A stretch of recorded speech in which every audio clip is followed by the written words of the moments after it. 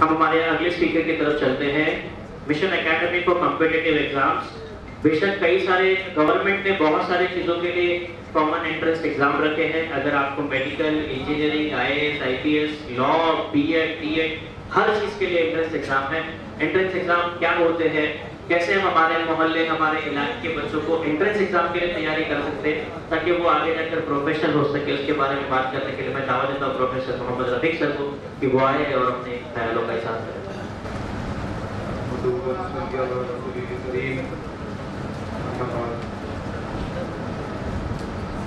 Mumbai regional conference में मौजूद सभी मोअज़्ज़िज़ मेहमान, MMNF के फाउंडर प्रेसिडेंट जनाब जाकिर सिकंदर साहब, अस्सलाम वालेकुम। मेरी गुफ्तगू से पहले मेरा टॉपिक को दुरुस्त कर लीजिए। मेरा टॉपिक एंट्रेंस एग्जाम नहीं है, कॉम्पिटिटिव एग्जाम। दोनों में बहुत ज़मीन आसमान का फर्क है। मैं कॉम्पिटिटिव एग्जाम पे बात करूँगा और चूँकि मैं मोटिवेटर नहीं हूँ और बहुत अच्छा स्पीकर भी नहीं हूँ, मैं चंद इंफॉर्मेशन आपके सामने रखूँगा और टाइम कम है, सेशन डेट कर रहा है, तो मैं दाएं बाएं जाने की बजाय सीधे सीधे अपनी बात को आपके सामने रखूँगा। थोड़ा सा ड्राई मैटर है, मेरा बोरिंग हो सकता है, लेकिन तवज्जो से सुन लीजिए। और मेरी बात सुनने के लिए अगर यहाँ मैनेजमेंट के लोग हैं, टीचर्स लोग हैं और NGOs तो हैं ही, तो मैं बहुत सही जगह अपनी बात को रख रहा हूँ, ऐसा मुझे लगता है। इंशाल्लाह मुझे अल्लाह के साथ से उम्मीद है कि आप कुछ ना कुछ मुस्तफीद जरूर होंगे मेरी बात से। तो जाकिर भाई की मेरी मुलाकात तकरीबन 3-4 साल पुरानी है और उसकी वजह ही कॉम्पिटिटिव फील्ड रहा है। हमारे एक बुजुर्ग ने उनसे फोन किया कि फला फला शख्स आए हुए हैं और वो कॉम्पिटिटिव का ऐसा ऐसा काम करते हैं, बस वहां से जाकिर भाई ने पिकअप कर लिया। और मैंने भी जब नजदीक से देखा, मैंने जाकिर भाई के साथ होल डे सफर किया है, रात में सफर किया है, कंटिन्यू 3 दिन सफर किया है, साथ में उठे बैठे हैं, सोए हैं, मैंने पूरा दिमाग उनका पढ़ लिया है। तो मेरा तारुफ आज ये यहाँ पर है कि मैं सिर्फ यहाँ अभी MMNF का एक अदना सा सिपाही हूँ, बाकी मेरी कोई दूसरी पहचान नहीं। ये जो मिशन लेकर चल रहे हैं, ये मेरे से बहुत बुजुर्ग बैठे हैं, मेरी बहुत ज्यादा दूरबीनी तो नहीं है, दूर की नजर नहीं है, लेकिन मुस्तकबिल करीब में ज्यादा नहीं 15 से 20 साल के अंदर हमने इनका साथ नहीं किया तो अल्लाह ताला दूसरों को खड़ा करेगा इनका साथ देने के लिए।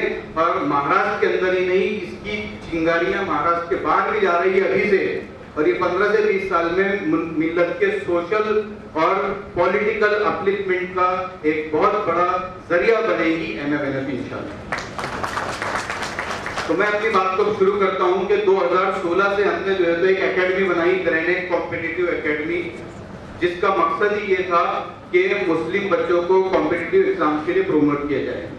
मैं एक जूनियर कॉलेज पर लेक्चरर हूँ, मेरे साथ में बहुत कॉम्पिटेंट टीम मेरे साथ में है, मेरे जो दोस्त लोग हैं जो मेरे साथी लेक्चरर्स हैं। उससे पहले हम बहुत काम किया हमने कि बच्चों को किस तरह से मोटिवेट किया जाए कि वो कॉम्पिटिटिव एग्जाम्स में जाए। अब हमारी गलती ये हो रही थी कि हम 12वीं के बाद ग्रेजुएट बच्चों को बोल रहे हैं कि तुम कॉम्पिटिटिव एग्जाम्स में जाओ। मिट्टी पूरी सूख चुकी है, अब उसको मोड़ने का टाइम जा चुका है, उनके माइंड में सेट हो चुके हैं। और दूसरी बात, स्कूलिंग सिस्टम से जो गुजर के आए हैं तो नाकारा भी हो चुके हैं, किसी काम के नहीं बचे हैं। और अब हम उनको बोलते हैं कि आप MPSC करो, आप UPSC करो, एक मोटिवेटर को बुलाते हैं, एक स्पीकर को बुलाते हैं, एक स्पीच में वो बोलते हैं कि मुझे करना है। हर हाउस के अंदर जो चलने वाली कॉम्पिटिटिव क्लासेस है, वहाँ इतने बड़े बम्बई जैसे शहर में कॉम्पिटिटिव के कैंडिडेट्स नहीं मिल रहे हैं जो खातिर को मिलना चाहिए थे पूरे महाराष्ट्र में। क्यों? क्योंकि वो अवेयरनेस ही नहीं हमारे, और हमारा प्रोडक्ट 12वीं के बाद में, ग्रेजुएशन के बाद में उस लायक निकल ही नहीं रहा है कि वो उसको कुछ किसी पर्टिकुलर शेप में डाला जा सके। तो हमने ये सोचा कि कॉम्पिटिटिव एग्जाम्स को ही हमको पकड़ना है, इसलिए कि ये सर्विसेज है। और आज हमारे को हर तरफ जहां बहुत बुरी नजरों से देखा जाता है, गिराकर देखा जाता है, उसकी एक वजह ये भी है कि हमने अपना रोल प्ले नहीं किया है। आजादी के पहले के गुण गाने से नहीं चलेगा कि सर्विसेज में मुसलमान इतने थे, आज कितने हैं, आज आप कितने सर्विस कर रहे हो। आज हमको बोझ कहा जाता है कि मुसलमान इस मुल्क में बोझ बन चुके हैं। तो हमारे देश के लिए, हमारी रियासत के लिए, हमारे डिस्ट्रिक्ट के लिए हमारी सर्विसेज क्या है, हम क्या काम कर रहे हैं। तो इसके लिए आज जरूरी है कि ब्यूरोक्रेसी के अंदर या गवर्नमेंट जॉब्स के अंदर अपने बच्चों को भेजा जाए। तो हम ये नतीजे पे पहुंचे हैं कि जब बच्चे छोटी उम्र के होते हैं वहीं से उनके जहनों में ये बात डालनी चाहिए और उसी को परवान चढ़ाना चाहिए और उसके बाद में 12वीं के बाद में उनको जहां सही जगह हो वहां पहुंचाना चाहिए। अब इनको 7th स्टैंडर्ड 8th स्टैंडर्ड से 12th होने तक के क्या फिर हम यही बोलेंगे तुमको एमपीएससी करना है, तुमको यूपीएससी करना है? बिल्कुल कुछ खाना पकड़ा है बोलने से नहीं चलेगा। तो हमारे इरफान भाई ने बोले अलग अलग कोर्स, तो अलग अलग चीजें पकानी पड़ेगी, उनको एक सिलेबस देना पड़ेगा, उनको इंगेज करना पड़ेगा। तो हमने ब्रेनेक एजुकेशन फाउंडेशन का कयाम अमल में लाया और 2 प्रोजेक्ट हमने उस वक्त लॉन्च किए। एक प्रोजेक्ट था हमारा ब्रेनेक competitive academy for UPSC foundation course, जिसमें हमने 7th स्टैंडर्ड से बच्चों को मुंतखब करना शुरू किया एग्जाम लेकर और वीकली उनकी क्लासेस को शुरू किया। और वीकली क्लासेस को शुरू करने के बाद में उनका सिलेबस बनाया। जो स्टेट बोर्ड के बच्चे थे उनको एनसीईआरटी की बुक्स हमने पढ़ाना शुरू किया। एनसीईआरटी के साथ में जो यूपीएससी का सिलेबस था उसमें से जो इजीएस्ट पार्ट था उसको हमने निकाला और हमने ये कोशिश किया कि बच्चा हमारे 10वीं के बाद में हमारे पास से चला जाए, 7th to 10th हमारे पास में हम रखेंगे, 11th 12th को कहाँ जाता है, अगर अकोला रहता है तो हम हमारे पास फिर उसको तरबियत करेंगे, अदरवाइज 5-7 साल में तो उसके जहन में जो है तो कॉम्पिटिटिव के कीड़े पैदा हो ही जाएंगे इंशाल्लाह। तो उसको हमने ऐसी तैयारी करने की कोशिश की कि कम से कम उसको प्रीलिम क्लियर करने में आसानी हो जाए और जब उसका जहन बन जाएगा तो मेन के लिए उसके लिए कोई प्रॉब्लम नहीं होगा। अभी हमारे पास में एक बच्चा पूना जो हमारे यहाँ उसने 11वीं 12वीं तक की किया है और वो पूना आ चुका है और यहाँ यूनिक एकेडमी में कॉम्पिटिटिव की तैयारी कर रहा है और फर्गुसन कॉलेज में जो है तो बीए कर रहा है। एक बच्चा जो है तो मैजिस्ट्रियल स्टडी के लिए और उसकी कॉम्पिटिटिव एग्जाम्स के लिए हमारे ही यहाँ का बच्चा ब्रेनेक का यहाँ आया हुआ है।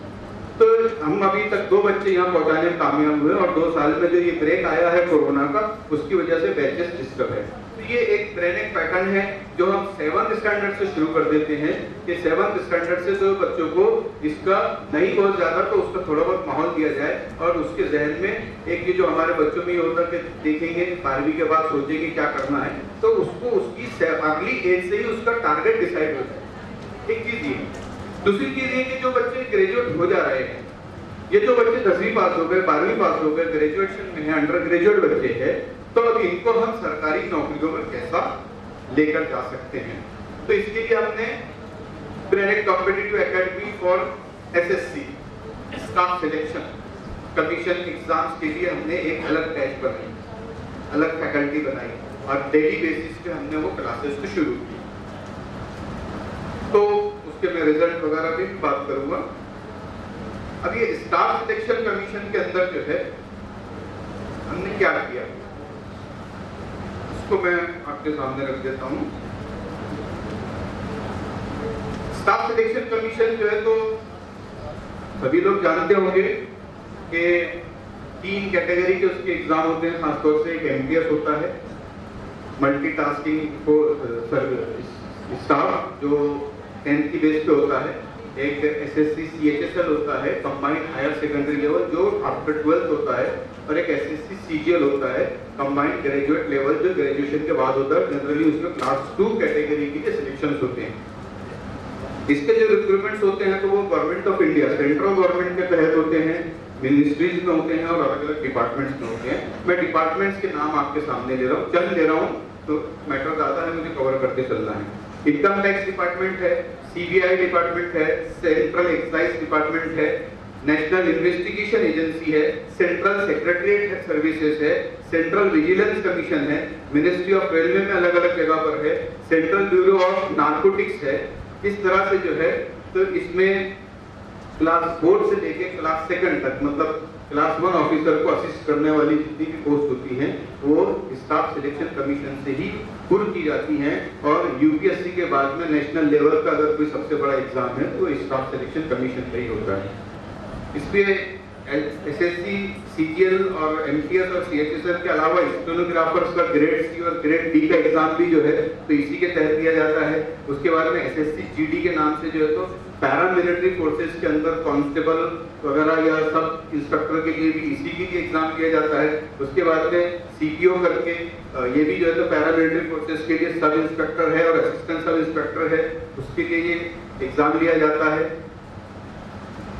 उसके बाद में आते हैं हम आरआरबी की तरफ। ये स्टाफ सिलेक्शन कमीशन है और ये सब तैयारी करवा रहे हैं।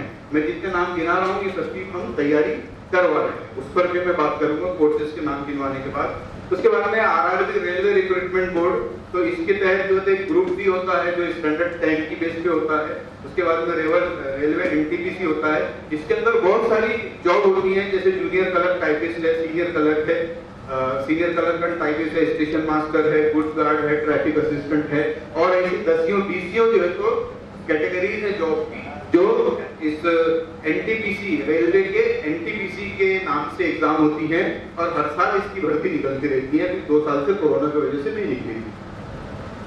इसमें नॉन टेक्निकल कैंडिडेट ज्यादा लगते हैं, 12th की बेस पर भी एग्जाम होता है और ग्रेजुएशन की बेस पर भी एग्जाम होता है। उसके बाद में आरआरबी के जो है तो आरपीएफ के लिए एग्जाम होते हैं, इंडियन रेलवे प्रोटेक्शन फोर्स के लिए, इसमें भी कांस्टेबल और सब इंस्पेक्टर के लिए सिलेक्शन जो है तो आरआरबी के जरिए होता है। और उसके बाद में असिस्टेंट या लोको पायलट जो है, असिस्टेंट लोको पायलट का भी जो इंडियन रेलवे में लगते हैं, उसका भी सिलेक्शन जो है स्टाफ सिलेक्शन कमीशन आरआरबी के जरिए होता है। फिर इसके अलावा जो इंडियन आर्मी की एग्जाम्स होती हैं जो टेक्निकल और नॉन टेक्निकल कैंडिडेट्स के लिए होती हैं, इंडियन एयरफोर्स की होती है, इंडियन नेवी की होती है, यहाँ पर भी जो है तो कांस्टेबल लेवल जो है तो जॉब अवेलेबल होती है। और इसके अलावा महाराष्ट्र गवर्नमेंट की कुछ जो जनरल एग्जाम्स होती हैं, जैसे तलाठी की एग्जाम है, महाराष्ट्र पुलिस कांस्टेबल की एग्जाम है, आरोग्य विभाग की एग्जाम है, ये सब जो है तो तैयारी हम इस ग्रेनेड कॉम्पिटिटिव एकेडमी के बैनर तले जो है तो करवाते हैं।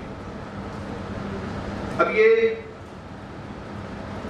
जो तैयारी हम करवाते हैं फ्री ऑफ चार्ज करवाते हैं। जो भी एक्टिविटी ग्रेनेड के नाम से होती है वो फ्री ऑफ चार्ज होती है और हमने इसको सबके लिए ओपन रखा है। और रेशो हमारा हमेशा 60-40 का रहता है। 60% मुस्लिम कैंडिडेट रहेंगे तो 40% जो है तो नॉन मुस्लिम कैंडिडेट रहेंगे। और हमारे सक्सेस रेट में भी जो है तो तकरीबन 60-70% मुस्लिम बच्चे सक्सेस हुए हैं, तो 30-35% मुस्लिम बच्चे, गैर मुस्लिम बच्चे उसमें कामयाब हुए हैं। और ये वो बच्चे हैं जो शहर की अच्छी पेड क्लासेस को छोड़कर यहाँ फ्री की क्लासेस में हमारे पास में आते हैं।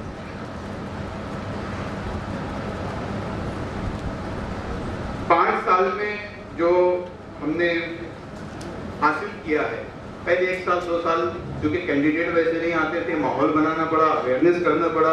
जब हम एसएससी की बात करते थे तो बोलते थे मैं तो पास हो गया एसएससी, मैट्रिक ही समझते थे सब। उनको बोलना पड़ता था कि ये वो एसएससी नहीं है, ये जिंदगी में आने वाली दूसरी एसएससी है, इसको स्टाफ सिलेक्शन कमीशन कहते हैं। इतनी अवेयरनेस जो है तो ना के बराबर थी, बल्कि इतनी गफलत थी। तो एमटीएस में हमारे बहुत सारे कैंडिडेट्स जो है तो अपीयर हुए, लेकिन जब शुरू में उतना ज्यादा तजुर्बा हमें भी नहीं था। बाद में एक बच्चा हमारा इनकम टैक्स डिपार्टमेंट में एमटीएस के जरिए सिलेक्ट हुआ है। आरपीएफ में जो है तो हमारे बहुत सारे बच्चों ने पहली एग्जाम जो होती है जो कंप्यूटर बेस्ड टेस्ट होती है उसको तो क्वालिफाई कर लिया, लेकिन फिजिकल एग्जाम में फेल होने की वजह से सिलेक्शन नहीं हो सका। बच्चे तो पास हो गए, अभी अब उल्टा हो गया। पहले ऐसा होता था कि भाई बच्चे फिजिकल को क्वालिफाई कर लेते लेकिन एग्जाम को क्वालिफाई नहीं कर पाते, और हमने जिम्मेदारी सिर्फ उनकी जो है तो एकेडमिक पार्ट की ली थी, फिजिकल की नहीं ली थी। तो बच्चे हमने फिजिकल इसमें तो पास करवा दिए उनको, लेकिन वो फिजिकल को क्वालिफाई ना कर पाए, इसलिए उनका सिलेक्शन नहीं हुआ। लेकिन हमारी क्लास से वो कामयाब हो गए। जीडी एग्जाम में जो है तो 30 बच्चे अब तक के हमारे अपेयर हुए हैं 5 सालों में, जिसमें से 25 बच्चे कामयाब हुए हैं और इन 25 बच्चों में से 21 बच्चे फेल हुए हैं फिजिकल टेस्ट में। अब इतने फेल हो रहे हैं तो हम सोच रहे हैं कि फिजिकल पर भी कुछ किया जाए। तो इतने बच्चे फिजिकल में फेल होने की वजह से उनको जॉब नहीं मिल सका, लेकिन जो 4 बच्चों को जॉब मिला है उसमें से 2 बच्चे जो है तो सेंट्रल इंडस्ट्रियल सिक्योरिटी फोर्सेस में 2 बच्चे गए हैं, और एक बच्चा जो है तो सीआरपीएफ में गया है, और एक बच्चा जो है तो सशस्त्र सीमा बल के अंदर गया है। ये 4 बच्चे सेंट्रल गवर्नमेंट की 4 नौकरियों में गए हैं। और ये सब जो है तो गरीब या दरमियानी तबके के लोग हैं, कुछ हमारे पास में 10-12 पास ऐसे भी लोग आए कि जो जब हमारी अभी तो क्लासेस दिन में चल रही हैं, पहले हम हमारे कॉलेज में नाइट में चलाते थे, तो जो बच्चे डे में कहीं वर्क कर रहे हैं, मजदूरी कर रहे हैं, ऑटो चला रहे हैं, शाम में हमारे पास में आके पढ़ रहे हैं, उसमें से कुछ बच्चे कामयाब हुए। इंडियन आर्मी की जो रैली भर्ती होती है उसके अंदर भी जो है तो 3 कैंडिडेट सिलेक्ट हुए हैं।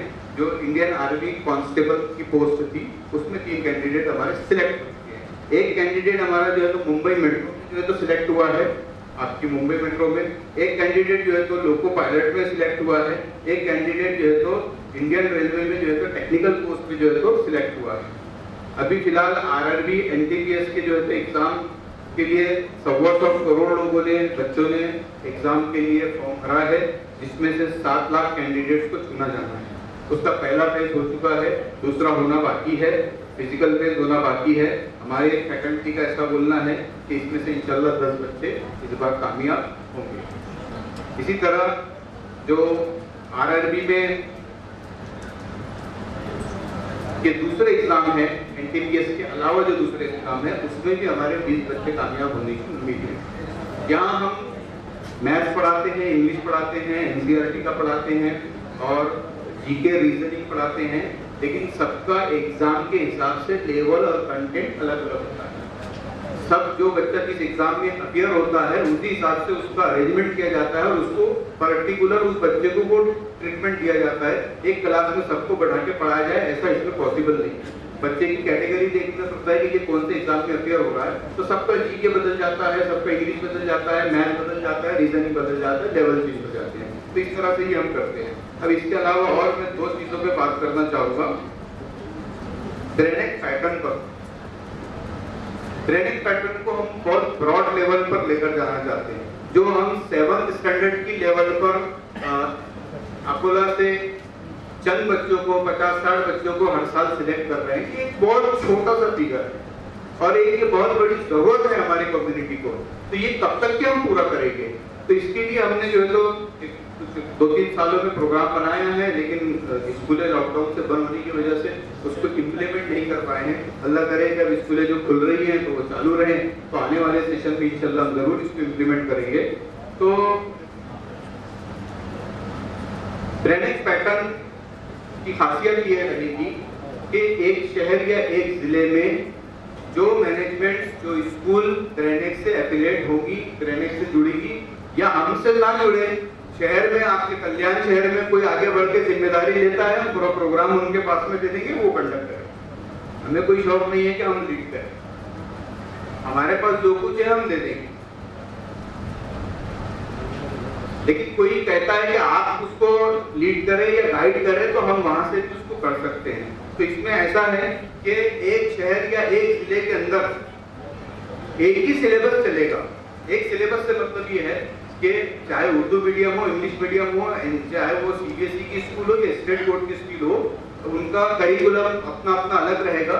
लेकिन जो चैप्टर्स होते हैं, मान लीजिए मैथमेटिक्स है, इंग्लिश है, सोशल साइंस है, साइंस है, तो जो हम डिसाइड करेंगे कि ये जुलाई के मंथ में ये चैप्टर आपका होगा, इसको इतने दिन लगते हैं, इतने दिन में पढ़ाना है, अगस्त के अंदर ये करना है, तो वो डिजाइन करके हम देंगे, सिलेबस डिजाइन करके हम देंगे।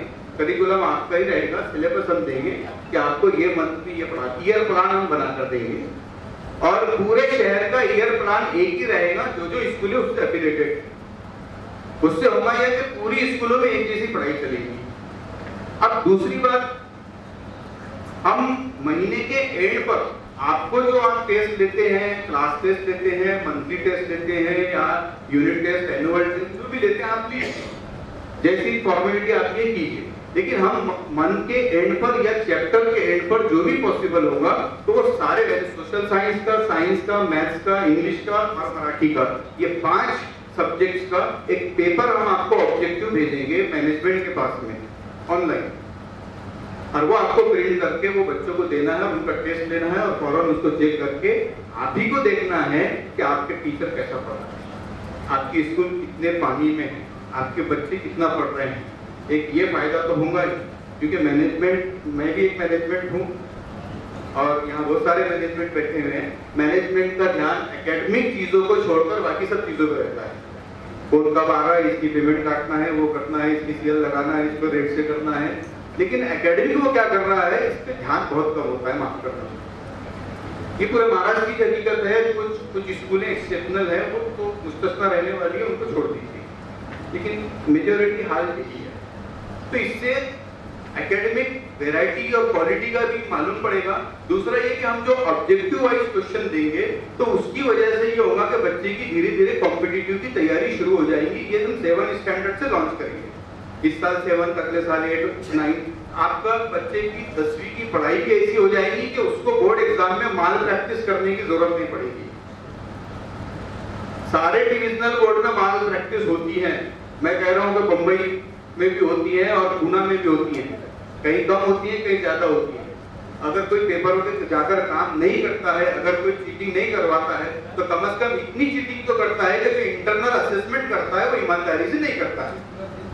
अभी हमारे वो अशफाक साहब बोल रहे थे कि भाई वो 8वीं तक के जो पास हो रहे हैं, तो वो वाकई में वो ऐसे क्राइटेरिया है कि ईमानदारी से असेसमेंट करेंगे अगर हम बच्चे का, तो बच्चा नाकाबिल हो ही नहीं सकता।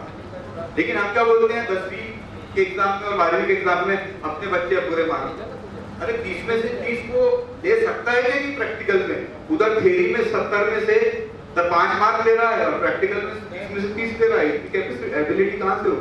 तो माल प्रैक्टिस है कि नहीं है? तो ओरिजिनल कहां से आया? अगर वो 60 मार्क्स ले रहा है तो 30 मार्क्स तो आपने फ्री में दिए हैं उसको, जिसने उसके लिए कोई एफर्ट नहीं किया है। उसकी काबिलियत तो 100 में से 30 की है, 30 तक आपने बनाया है। तो ये माल प्रैक्टिस हर जगह होती है, हर कोई करता है, इससे कोई इनकार नहीं कर सकता है। हर स्कूल अगर हो जो मेरे ध्यान में ना हो तो हो सकता है, मैं उनसे माफी चाहता हूँ अगर वो उनको ऐसा लगे कि हमें भी कहा है, बाकी तो नहीं। मेरा 20 साल का टीचिंग एक्सपीरियंस है और मैं अपने कॉलेज के जमाने से, जब मैं बीएससी सेकंड ईयर में था, तब से मैंने फ्री कोचिंग चालू कर दिया था 11-12 की। तो अल्हम्दुलिल्लाह बहुत ज़्यादा एक टीचिंग एक्सपीरियंस भी है, 2011 से स्कूल चलाने का भी एक्सपीरियंस है। और जाकिर भाई ने और ज़्यादा जो है तो एक्सपीरियंस मैन और बुजुर्ग भी बना दिए हैं। तो ये है सच्चाई। तो ये पैटर्न लागू होने से ये कमजोरियां दूर होंगी, माल प्रैक्टिस दूर होगी, बच्चों की कॉम्पिटिटिव एग्जाम्स की ऑटोमेटिकली तैयारी होगी, 10वीं के एग्जाम्स की तैयारी हो जाएगी। 11वीं 12वीं में बच्चा जहां भी जाए हम उसको अटैच रखेंगे वो, और उसको 12वीं के बाद में फिर हम जो है तो एक ऐसी जगह भेजेंगे जो उसने टारगेट सेट किया है। अगर वो यूपीएससी में जाता है, एमपीएससी में जाता है, स्टाफ सिलेक्शन कमीशन में जाता है, जुडिशरी में जाता है, सीए बनना चाहता है, मैं 1-2 मिनट में तो नहीं, मैं 5-7 मिनट में अपनी बात कंप्लीट करूंगा इंशाल्लाह। आप क्या बोलते हैं? रोक दो या चलने दो?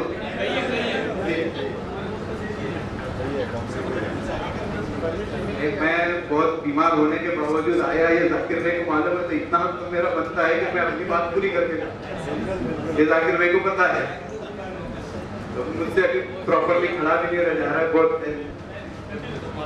तो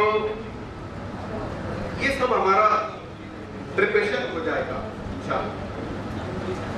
इसी के साथ साथ हम आपके स्कूल के टीचर्स को पर्टिकुलर ट्रेनिंग देंगे, कम से कम साल में 2 से 3 ट्रेनिंग होना चाहिए, सरकारी नहीं। जाकिर भाई से मैं कहूंगा कि एक आप टास्क फोर्स बनाइए और उसमें जो है तो एक्सपर्ट्स को जमा कीजिए और हर सिटी के अंदर जो है तो साल में 2 मरतबा कम से कम ट्रेनिंग रखिए, जो इसमें टीचर ईमानदारी से अटेंड करे, जिसको सरकारी ट्रेनिंग नहीं जिसमें फॉर्मेलिटी के लिए आते हो।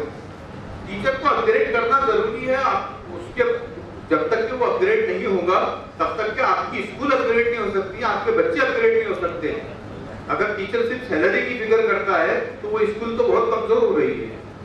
तो ये सिस्टम लागू करने से ये सारी चीजों पर मैनेजमेंट काबू पा सकता है। इसमें हम state board, CBSE board, English medium, Urdu medium सभी कवर करेंगे इंशाल्लाह। इसका बहुत सारा मटेरियल, बहुत सारे चैप्टर्स का हमने ऑब्जेक्टिव कंटेंट तैयार भी कर लिया है। आइंदा साल अल्लाह करे कि रेगुलर स्कूलें रहती हैं तो इस प्रोजेक्ट को हम लॉन्च करेंगे इंशाल्लाह। मंथली टेस्ट चैप्टर वाइज हो सकते हैं, ऑब्जेक्टिव वाइज हो सकते हैं। और इसके साथ साथ जो बच्चे स्टेट बोर्ड में पढ़ रहे हैं तो उनको हम स्टेट बोर्ड के साथ साथ स्पेशल टीचर्स को ट्रेन करेंगे कि किस तरह एनसीईआरटी के लेवल में तो नहीं आ सकते हैं लेकिन स्टेट बोर्ड से वो ऊपर आ जाए और एनसीईआरटी से थोड़ा नीचे आ जाए, दरमियानी लेवल में उनको लाया जा सके। दूसरा एक ट्रेनिंग पैटर्न जो फिलहाल अभी हमने चंद दिन पहले ही लॉन्च किया है कि वह 11वीं 12वीं के बाद में बच्चा चला जा रहा है, अपने टच में नहीं है, उसको कैसे पकड़ के रखना। 10वीं तक तो हम जो 7 to 10 का पैटर्न है उसमें हम बच्चे को अपने पास रख रहे हैं, लेकिन 11 12 में उसको कैसा, क्योंकि ये तो साल इंपॉर्टेंट है, अगर यहाँ वो बैठ गया तो फिर ग्रेजुएशन के अंदर वो कहीं और चला जाएगा। तो अभी हमने जस्ट 10-15 दिन पहले इसको प्रोग्राम को सेट किया है कि इसमें सर एंट्रेंस का इसमें जो है तो एंट्रेंस को भी शामिल किया हमने। ये जो मैं बोलने जा रहा हूँ कि कॉलेज लेवल पर अभी हमने ब्रेनिक के टाइप से हमारे अपने कॉलेज में 2 चीजें शुरू कर रहे हैं कि जो साइंस के बच्चे हैं और नीट या JEE करना चाहते हैं, इंजीनियरिंग या मेडिकल साइंस में जाना चाहते हैं, उनके लिए फ्री कोचिंग क्लास हम शुरू करने जा रहे हैं और पूरे क्वालिटी के साथ, जैसी 1 लाख 2 लाख रुपए फीस देकर होती है वैसी करेंगे, नहीं तो नहीं करेंगे इंशाल्लाह। तो नीट JEE की फ्री क्लास, और ऐसे जो बच्चे आना चाहते हैं और टोटल फ्री रहेगी, किसी भी कॉलेज का बच्चा हो। और जो बच्चे साइंस के बच्चे इन 2 फील्ड में इंटरेस्टेड नहीं है तो वो रिमेनिंग बच्चे, आर्ट्स फैकल्टी के बच्चे और कॉमर्स फैकल्टी, यहाँ देखिए मुंबई में तो आर्ट्स फैकल्टी और कॉमर्स फैकल्टी को प्रायोरिटी दी जाती है, लेकिन हमारे रीजन में जो है तो जो बिल्कुल निकम्मा है, नाकारा है, जो कुछ नहीं कर सकता, जो कुछ नहीं पढ़ सकता या जिसको पढ़ाना नहीं है तो उसको आर्ट्स में डालो, ये फैक्ट है। और हम हमेशा आर्ट्स को प्रमोट करते हैं कि आपको IAS बनना है, IPS बनना है तो आर्ट्स में जाए। इतनी इंपॉर्टेंट फील्ड है, किसी भी लेवल का आपको एग्जाम देना है तो उसमें आपको सोशल साइंस पढ़ना ही पड़ता है, हिस्ट्री, सिविक्स, ज्योग्राफी और इकोनॉमिक्स पढ़ना ही पड़ता है, चाहे वो मेडिकल साइंस का स्टूडेंट क्यों ना हो, तो आर्ट्स को नहीं छोड़ सकते। तो ये बच्चों के लिए हमने फिर से एक जो है एक थोड़ा सा बड़ी ऊंची लेवल का बेसिक फाउंडेशन कॉम्पिटिटिव कोर्स इनके लिए भी शुरू किया है, और इनको हमारी जिम्मेदारी ये रहेगी कि हम इनको इस तरह तैयार करें कि ये स्टाफ सिलेक्शन में जा सके या SPSC में जा सके। तो ये भी क्लासेस इंशाल्लाह फ्री होंगी। इस मॉडल को भी जो है तो सामने रखा जा सकता है। ये हम नीट वाला और कॉम्पिटिटिव वाला इंशाल्लाह 15 दिन के बाद में हम उसको लॉन्च करने जा रहे हैं। अच्छा बता दूंगा, और अगर जाकिर भाई वक्त देंगे तो उनको एक बार फिर अकोला बुलाएंगे इस प्रोग्राम के अंदर, एक 15 से 20 दिन के अंदर हमारे अकोला वाले याद करते हैं आपको। अब ये तो हो गया, एक थोड़ा सा क्वेश्चन छोड़ के मैं कुछ सॉल्यूशन 2-4 बताऊंगा और फिर तो एहसान पे नहीं बोलेंगे उस पर भी बात करेंगे कि हमारी इतनी ज्यादा स्कूलें हैं, नंबर ऑफ स्कूल्स हैं, बहुत सारी जगह क्वालिटीज भी है, मैंने भी बात की है, लेकिन हमारा आउटपुट क्या है? 10वीं हो गया, 12वीं हो गया, ग्रेजुएट होगा, धीरे धीरे सबकी ड्रॉप आउट भी होता है, और जितने ड्रॉप आउट होने के बाद में जो बच्चे क्वालिफाई हो रहे हैं स्किल किसी में नहीं है, तो कोई आउटपुट नहीं है। तो ये जो ग्रेडेड पैटर्न हम लागू करेंगे स्टैंडर्ड 7 से, तो ये हो सकता है कि हमारे ड्रॉप आउट को भी रोके और हमारा आउटपुट भी अच्छा हो, जिसमें बच्चे 12वीं के बाद में अच्छी फील्ड में जाएगी और कामयाब भी। ये इंशाल्लाह जरूर हो सकता है। स्कूल्स को अपनी फॉर्मेलिटीज करना छोड़ना होगा। स्कूल्स में बहुत सारी स्कूल में पढ़ाई के नाम पे सिर्फ फॉर्मेलिटीज हैं, और पेरेंट्स भी अपने हाथ से अपने बच्चों के करियर को दफन कर रहे हैं। बताता हूँ कैसे कर रहे हैं। स्कूल की फॉर्मेलिटीज ऐसी होती है कि उसको पढ़ाना है, ग्रेड लेना है, यहाँ तक के कोर्स कंप्लीट करना है, 10 चैप्टर है, उसमें से 3 की डंडी मार दो, 7 पढ़ा दो, ऐसा कर दो, इसके नोट दे दो, ये मेरा सिलेबस हो गया, मेरे कंधे से। वो ये नहीं चाहता है कि मेरे सीने से निकलकर उसके सीने में जाए बच्चे की। ये इल्म है, ये तालीम और ताल्लुम, ये तदरीस है कि मेरे सीने से निकल के उसके सीने में जाए। लेकिन आज हम कैसे हो गए? मैं दोष किसी को नहीं दे रहा हूँ, मैं टीचर हूँ, मैं अपने आप को दे रहा हूँ। मैं चाहता हूँ कि मेरे कंधे का बोझ निकल के बच्चे के कंधे में चल जाए। अब तू लिख, तू पढ़, तू एग्जाम दे, पास होता फेल होता कुछ भी हो, ये कंडीशन हमारी हो चुकी है। तो ये फॉर्मेलिटीज को चेंज करना पड़ेगा। पेरेंट्स, मैं पेरेंट्स में भी सबको दोष नहीं दे रहा हूँ, मेरे भी बच्चे पढ़ रहे हैं, मैं भी पेरेंट हूँ। बच्चे को होमवर्क आता है, बच्चे को प्रोजेक्ट बनाना होता है, IT होता है, बच्चे की स्किल डेवलप होने के लिए होता है। माँ बाप बोलते नहीं उसको अच्छे मार्क्स मिलना चाहिए, अच्छा होना चाहिए, बच्चा परफॉर्मेंस होना चाहिए, अच्छे होमवर्क करने वालों में आना चाहिए। माँ बाप खुद ही करने देते हैं, होमवर्क भी करके दे रहे हैं, प्रोजेक्ट भी बना के दे रहे हैं, उसमें स्किल डेवलप कहाँ से होगी? वो जो 8वीं तक के फेल नहीं करने का कंसेप्ट है वो पूरा नहीं हो रहा है। तो यहाँ माँ बाप को भी हमको अवेयर करने की जरूरत है। तो एक आखिरी जो मैंने सॉल्यूशन में कह दिया हूँ कि जाकिर भाई हमको ट्रेनिंग की जरूरत है। हमको एक टास्क फोर्स बनाकर हर शहर में साल में कम से कम 2 बार या नई फेस्टिवल हो सकता है तो 1 बार हमने सबको ट्रेनिंग देना चाहिए। ट्रेनिंग का बहुत सारा मटेरियल इंशाल्लाह मिल जाएगा। और चीजें हैं जो उतनी ज्यादा मुझे इम्पोर्टेंट नहीं लग रही हैं। सिर्फ मैं एक चीज बता देता हूँ कि जो स्किल डेवलप नहीं हो रही है, मेरे पहले भी ये बात आई है, तो उसके लिए अभी जुबैर मेरे स्टूडेंट है एक्चुअली, डॉक्टर जुबैर मेरे सर दिखते हैं लेकिन मेरे स्टूडेंट है। 29 तारीख को भी हमने एक प्रोग्राम लिया है ब्रेन एक्टिव वही कि जिसमें एक हमने नागपुर के एक फैकल्टी हमको मिली है जो स्टैंडर्ड फर्स्ट टू 10 तक के उनके पास में सिलेबस है, वो पेड सिलेबस देते हैं जो रोबोटिक्स से शुरू कर और टेक्निकल चीजों को स्टार्ट से शुरू कर 10th स्टैंडर्ड में आने तक के बच्चे को आर्टिफिशियल इंटेलिजेंस तक के लेकर आए। तो अभी हमारी स्कूल में तो हम जितनी हमारी मेरे तहत बातें चलती हैं उसमें वो हम सिलेबस को इंट्रोड्यूस करवा रहे हैं। आखिर में जो इरफान भाई ने कहा है दीनियात पर भी मैं कह दूं तो क्योंकि अली पब्लिक स्कूल जो ऑल पब्लिक लिखा है वो अली पब्लिक स्कूल है, मैं उसका प्रेसिडेंट है, सेक्रेटरी हूँ, उसके प्रेसिडेंट मुफ्ती अशरफ साहब है। तो मैंने पिछले 3 साल पहले दीनियात का एक सिलेबस बनाया क्योंकि मैंने दीनियात का सिलेबस बहुत स्टडी किया और मैं इस नतीजे पे पहुंचा कि दीनियात का सिलेबस हमारे जरूरतों को, हमारे तकाजों को और हमारी ख्वाहिशों को पूरा नहीं करता। कई मतलब हमने चेंज करके देखा कि इसको ऐसा करे वैसा करे लेकिन नहीं जमा। आखिर हमने अपना नया सिलेबस बनाया है जिसमें हमने दीनियात को भी लिया है। हम सिर्फ सोचते हैं कि जब सूर्य पढ़ा दो मुसलमान हो गया, उससे कुछ भी नहीं होना। पूरा हाफिज बना दो आप वो पक्का मुसलमान नहीं होने वाला, उसको कुरान को समझाना पड़ेगा। तो हमने उसको दीनियात भी लिया है, इस्लामियात भी लिया है, अखलाकियात भी लिया है और इस्लामिक हिस्ट्री को भी लिया है, सहाबा की हिस्ट्री को और मुख्तलिफ जंगों को भी हमने उसके मारिकों को भी उसमें ऐड किया है। और from the 5th to 9th हमने ये कोशिश की है कि बच्चा कुरान का तर्जुमा करना सीख जाए, उसको सिलेबस में डाला है। और ये भी चीज इंशाल्लाह बहुत जल्द मार्केट में आ जाएगी। ये नर्सरी टू 8 तक के 7 तक के अभी हमारे पास में रेडी है, 9th और 10th का कंपोज करना बाकी है, बाकी सब हमारा मटेरियल तैयार हो चुका है। जो आप देखेंगे तो आपकी तमाम जरूरतें उसमें पूरी होंगी। अब आखिरी एक चीज जो मुझे बहुत खटक रही थी, मेरा टॉपिक खत्म हो चुका है यहाँ पर सर, मेरा टाइम यहीं से काउंट करना खत्म हो गया। आखिरी जो चीज मुझे बहुत खटक रही थी कि महाराष्ट्र माइनॉरिटी एनजीओ फोरम, ये माइनॉरिटी के नाम पर ही हम सब जमा हो रहे हैं। तो what is minority and what is the definition of minority, we should clear about it. Minority उसको नहीं कहते हैं कि जिसके पास में कुछ नहीं है।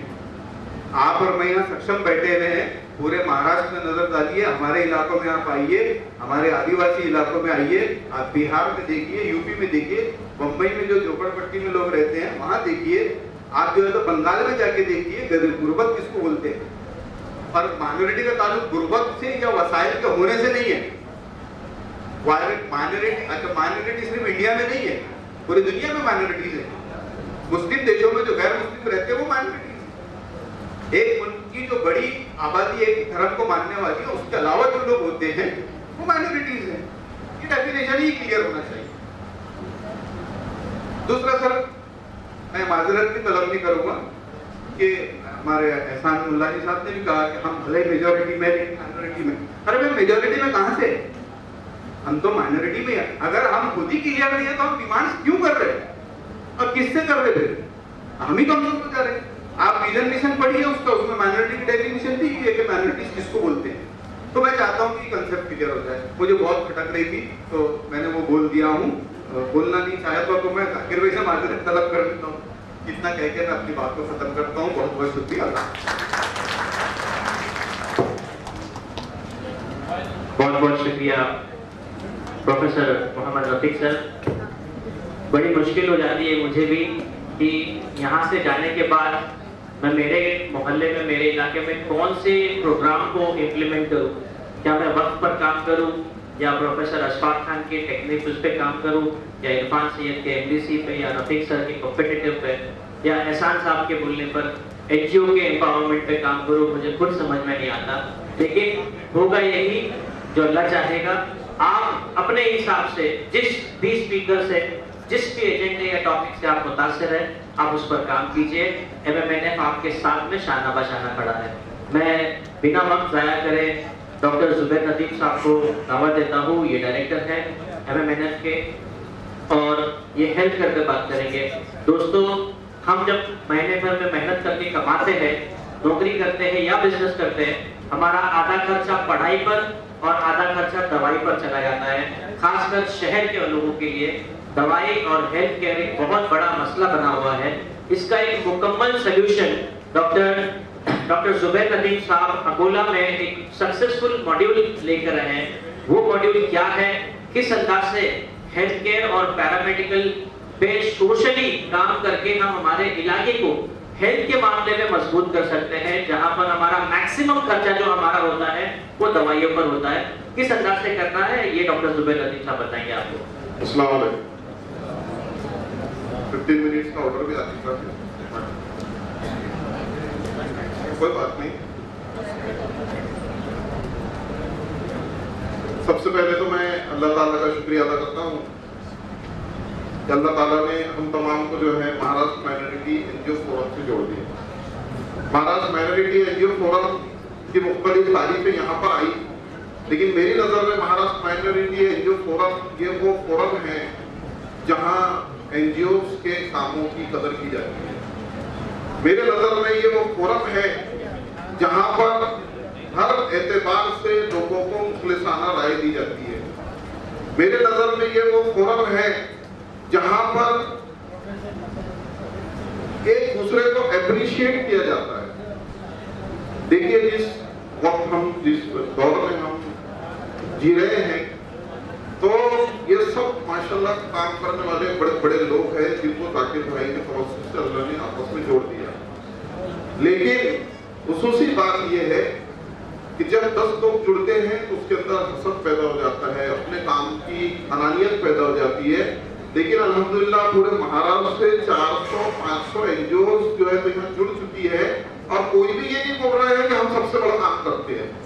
हर कोई ये बोल रहा है कि भाई हमको यहाँ पर आकर सीखने का मौका मिला, हम यहाँ से कुछ काम को ले जाना चाहते हैं। तो जिस जो चलाने वाले की जो नीयत होती है, जो लीडर होता है टीम का, उसका जो इखलास होता है, अल्लाह ताला पूरी टीम पर भी वही अनवारों बरकत का नज़ूल फरमाते हैं कि हमारे जाकिर भाई का इखलास है।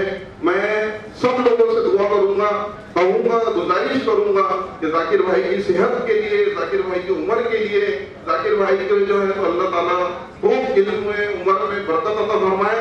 और ये हम लोग जो जुड़े हैं आपस में, अल्लाह ताला हमारी मोहब्बतों को कायम रखे। जितने मिशंस, जितने प्रोजेक्ट्स बताए जा रहे हैं, हम लोग यहाँ से जाकर, कॉन्फ्रेंस का मकसद सिर्फ जो है तो बातों को रखना नहीं है, बल्कि यहाँ से जाकर कुछ काम को करना है। ये कॉन्फ्रेंस मेरी नजर में उसको कामयाब होगी जब यहाँ से जाकर फीडबैक आएगा कि 170 एनजीओ के रिप्रेजेंटेटिव आए थे और अल्हम्दुलिल्लाह इतने एमडीसी शुरू हो चुके, इतने, अब मैं जो आपको बताने जा रहा हूँ एमडीसी का भाई, MRC, what is MRC, medical relief centre, इतनी जगह पे मेडिकल रिलीफ सेंटर शुरू हो चुके हैं, इतनी जगह पे जो है तो ब्रेनेट एकेडमी की तर्ज पर कॉम्पिटिटिव या किसी भी तर्ज पे जो है तो काम शुरू हो चुका है। ये हमारी कॉन्फ्रेंस की कामयाबी होगी। और अल्हम्दुलिल्लाह इससे पहले जितनी कॉन्फ्रेंस हुई है उसके जो फीडबैक आए हैं, अल्हम्दुलिल्लाह कॉन्फ्रेंस, हमारी तमाम कॉन्फ्रेंस कामयाब रही। पूरे महाराष्ट्र में इस वक्त जो है तो हंगामा बरपा हुआ है, लोगों की जो है तो हमारी फोरम के ऊपर भी नजर है। और ये भी खास बात आपको बता दूं कि ये प्लेटफॉर्म, खुल के बोल रहा हूं मैं ये बात, गैर सियासी भी है और गैर जमाती भी है। इसका किसी जमात से ताल्लुक नहीं है। हमको काम दीन का करना है, किसी मखसूस जमात का नहीं करना। सबसे बड़ी जो इस वक्त हमारी कम्युनिटी के अंदर मसला आ गया है कि कौन कर रहा है, कौन सी जमात कर रही है, कौन सी पार्टी कर रही है। अल्हम्दुलिल्लाह MMLA वो वाहिद प्लेटफॉर्म है, यहाँ कोई जमात काम नहीं करती, यहाँ कोई सियासी पार्टी नहीं काम नहीं करती, यहाँ सिर्फ दीन का काम होता है। तो चलिए, ये मुख्तसर सी मेरी चूंकि आदत है, मैं नहीं रुक पाता हूँ ये सब देखकर, मुझे खुशी होती है। और यहाँ करार से पान भाई, अभी खाड़ी से जगह से परवेज साहब ने कहा कि मैं ट्रक से आ जाऊंगा, और ये जाकिर भाई, हमारे सलीम भाई, एहसान भाई, वो क्या लोग हैं, ये क्या डेडिकेशन के साथ काम कर रहे हैं। तो मैं अपने आप को कंट्रोल नहीं कर पाता हूँ, कभी कभी जज्बाती हो जाता हूँ। बहरहाल चलिए, मेरा टॉपिक जो है वो हेल्थ केयर है। ये बहुत वसी टॉपिक है, इसको समझने के लिए भी काफी वक्त दरकार है। और हम लोग एक शॉर्ट में छोटा सा मॉडल मैं आपके सामने पेश करूंगा, इस नियत के साथ कि आप लोग जो है अब यहाँ से जाकर आपके शहर मोहल्ले अपने इस काम को शुरू करेंगे।